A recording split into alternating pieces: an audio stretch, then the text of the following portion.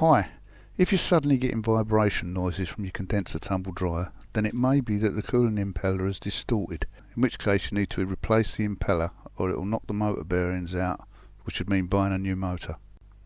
In this video I'll be replacing the cooling impeller in a Hotpoint CTD Tumble condenser dryer. The tools I'll use are a Phillips screwdriver, powered or manual, a flat bladed screwdriver, a pair of engineer's pliers and a multimeter. The first thing to do is unplug the appliance, then remove the two screws on the back of the cover and push it backwards. It may take a few hits with the heel of your hand to free it, but it will come off. The top has to be removed to gain access to the one screw at the front of the side panel. Plus it hooks into the top edge of the side panel as well.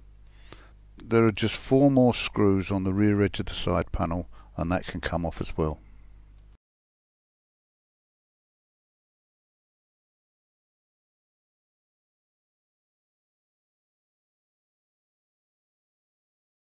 Unhook all the wiring attached to the impeller housing and using a flat bladed screwdriver ease out one of the clasps.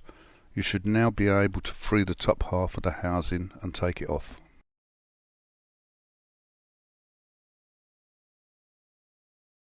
The impeller is held in place by a spring clamp, which must be compressed to release it. Insert the business end of your pliers into the centre of the impeller. Grip the clamp and pull it off. Or you may need a screwdriver to assist with freeing the clamp. It just depends on how lucky you are. It can now be levered off the motor shaft, but be careful not to damage the plastic housing as you do so. I use the pliers rather than the screwdriver because they're less likely to cause any damage.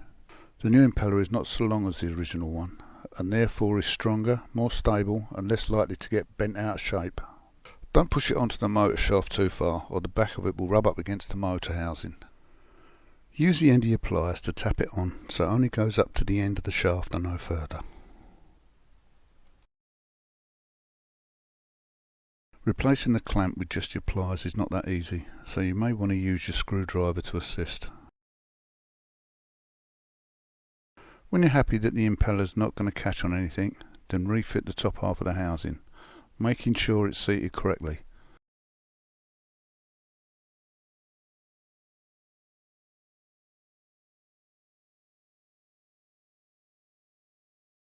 Don't forget to re-sight the wiring in the channel. This will keep it safe and out of the way. Fit the side panel onto the base of the cabinet and slide it to the front of the machine. This will lock the bottom and front edges of the panel in place. The screws on the back and top edges hold it secured. It only remains to refit the top, screw it down and the machine's ready for testing. Although you've not knowingly made any adjustments or alterations to any of the wiring connections during this procedure, it's always good policy to at least do an earth continuity test after exposing any internal components of any domestic appliance. It only takes a few seconds and it could save your life. Turn the dial on your meter to the 200 scale and touch one probe onto the earth terminal on your plug and the other probe on any exposed part of the cabinet.